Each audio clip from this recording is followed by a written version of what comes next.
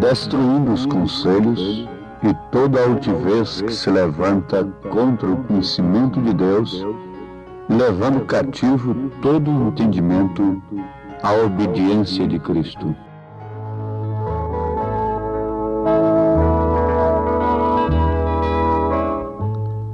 Porque as armas da nossa milícia não são carnais, mas sim poderosas em Deus para a destruição das fortalezas, destruindo os conselhos e toda altivez que se levanta contra o conhecimento de Deus, e levando cativo todo o entendimento à obediência de Cristo, e estando prontos para vingar toda a desobediência, quando for cumprida a vossa obediência.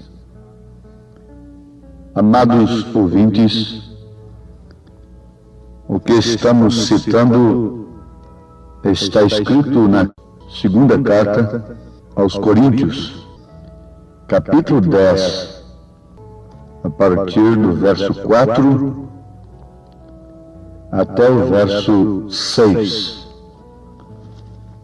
Ele está falando de armas. Ele disse, porque as armas da nossa milícia não são carnais. Se alguém perguntasse que armas são essas, a resposta começaria por aqui. Não são armas carnais. As armas carnais não compreende, nós não podemos compreender que as armas carnais sejam somente as bombas, os mísseis, as granadas, tais coisas, como armamento bélico. Não. As armas carnais compreendem, antes de tudo, o eu, o ego, a razão, os sentimentos, o afeto, a memória, a visão, a audição, o paladar, o tato, o olfato, estes sentidos do espírito e do corpo são armas carnais. São armas pelas quais os homens tomam as armas bélicas, trabalham pelos mísseis e demais armas bélicas. A razão, o sentimento e etc., tem levado as pessoas a se armarem de uma maneira material, porque essas são armas carnais. É certo que, através desses sentidos, nós nos defendemos, nós nos alimentamos, nós enxergamos, nós ouvimos, e por isso nos armamos, carnalmente falando.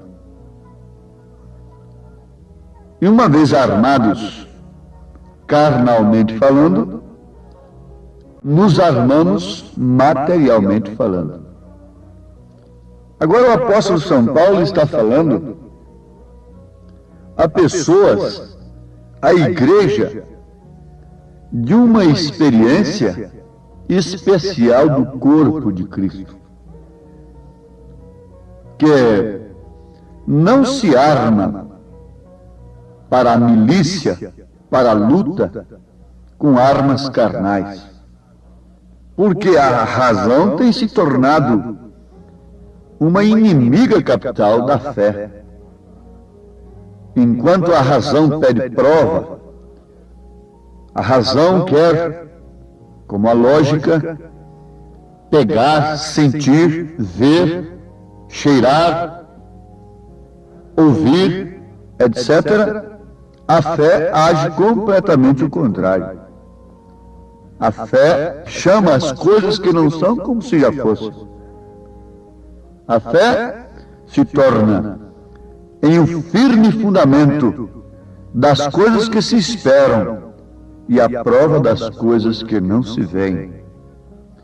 E somente alimentados por uma inspiração divina, a nossa alma, que é a natureza do Espírito, pode nos levar a trabalharmos e vivermos como quem não vai ficar aqui, mas que tem uma morada celestial. E por isso se arma não com a armadura carnal, mas sim com as armaduras celestiais. O mesmo apóstolo, na sua carta aos Efésios, capítulo 6, a partir do verso 10, ele diz: no demais, irmãos meus, fortalecei-vos no Senhor e na força do seu poder. Revesti-vos de toda a armadura de Deus, para que possais estar firmes contra as astutas ciladas do diabo. Porque não temos que lutar contra a carne e o sangue, mas sim contra os principados, contra as potestades, contra os príncipes das trevas deste século, contra as hostes espirituais da maldade nos lugares celestiais. Portanto, tomai toda a armadura de Deus, para que possais resistir no dia mau, e havendo feito tudo, ficar firmes. Estai, pois, firmes, tendo cingido os vossos lombos com a verdade, e vestida a couraça da justiça, e calçados os pés na preparação do Evangelho da paz, tomando sobretudo o escudo da fé, com o qual podereis apagar todos os dardos inflamados do maligno. Tomai também o capacete da salvação e a espada do Espírito, que é a palavra de Deus, orando em todo o tempo, com toda oração e súplica no Espírito, e vigiando nisto com toda a perseverança e súplica por todos os santos. Ouvintes, aí está. Paulo, naturalmente conhecendo a armadura de um soldado romano, tomou aqueles instrumentos de guerra, tomou aquelas armaduras materiais, como um tipo apenas, para as armaduras espirituais. Ele falou sobre a couraça da justiça. Ele falou sobre os calçados, na preparação do Evangelho da paz. Ele falou no escudo da fé. Ele falou do capacete da salvação. Ele falou da espada. No caso, a espada do cristão é a palavra de Deus. Porquanto a palavra de Deus é, sem dúvida alguma, a espada que o Espírito usa. Então nós temos encontrado pessoas cansadas e desanimadas à margem do caminho. Se desanimaram, enfraqueceram e deram por entregue, dizendo que não conseguem prosseguir. Por quê?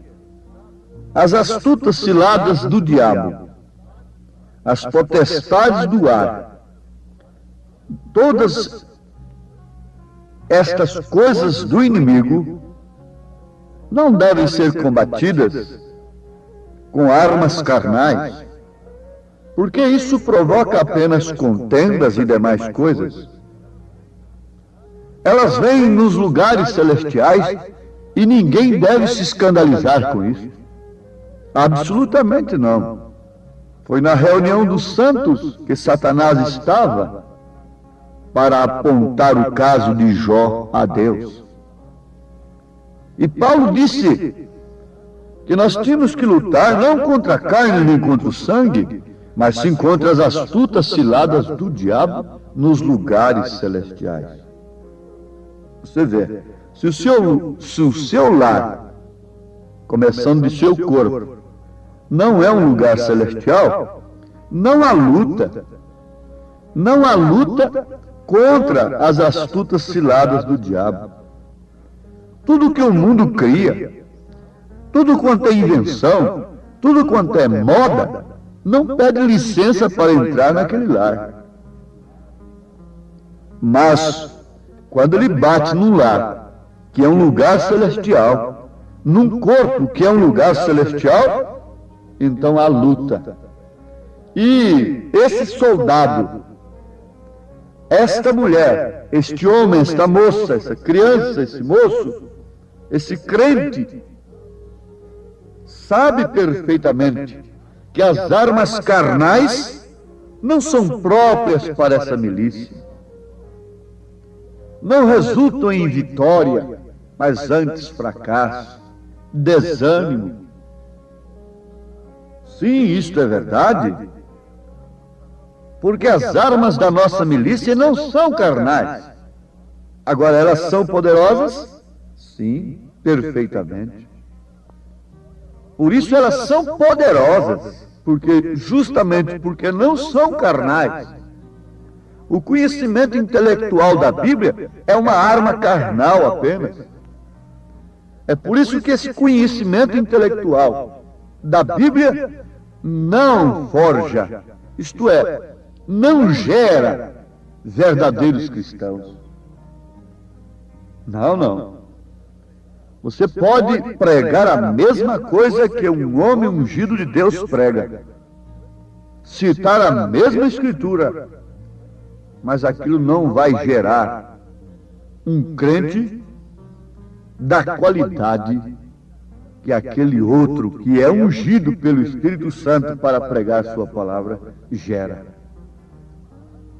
Porque é uma arma usada simplesmente no sentido carnal, intelectual.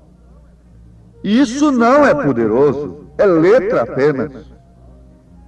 Mas Paulo disse, porque as armas da nossa milícia não são carnais, mas sim poderosas em Deus, para a destruição das fortalezas, destruindo os conselhos.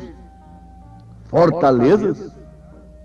Satanás tem levantado fortalezas para destruir os filhos de Deus. Mas o que foram os muros da grande Jericó para Israel, para Josué? Nada. O que valeu os muros e toda a guarnição de Jericó para o povo que estava lá dentro? Nada. Mas eu pergunto, qual israelita que podia entrar na casa de Raabe e matá-la? Nenhum deles. Nenhum deles. Qual foi a arma de Raabe, a meretriz? Foi a obediência, crendo apenas num cordão vermelho que aponta para o sangue de Jesus Cristo. O que valem as fortalezas? O que valem as grandes denominações? Não valem nada, como os muros de Jericó. Não foram nada para Josué e também não puderam salvar aquele povo que estava dentro deles. Assim também são as denominações. O aguilhão da morte foi quebrado.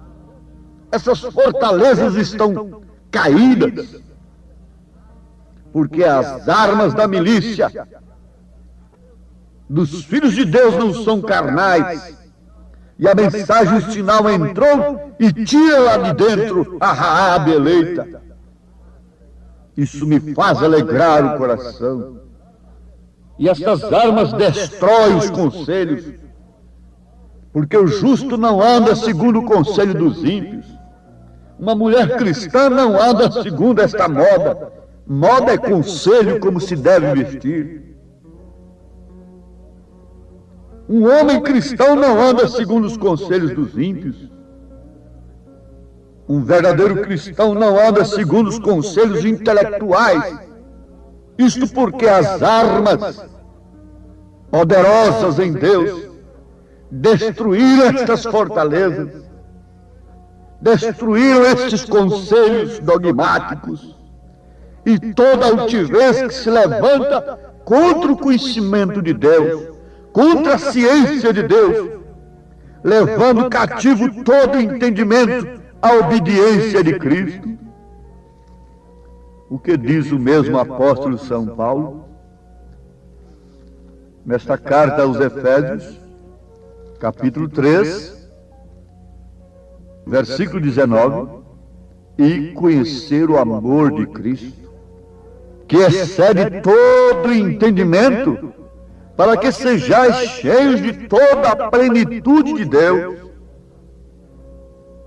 Irmã, irmão amado, aqui está a arma do cristão. Se porventura nos encontramos aí, de vez em quando, amarrotados, contristados, frustrados, é porque usamos outras armas. Usamos a razão, os sentimentos, os afetos, a memória, o raciocínio. É porque usamos somente a visão, a audição, o paladar, o tato, o olfato. Mas quando nós passamos por cima de todas estas coisas, a nossa fé passa por cima de todos esses sentidos, porque o sentido está dizendo, está doendo. O sentido é para você sentir a dor, os sintomas da doença.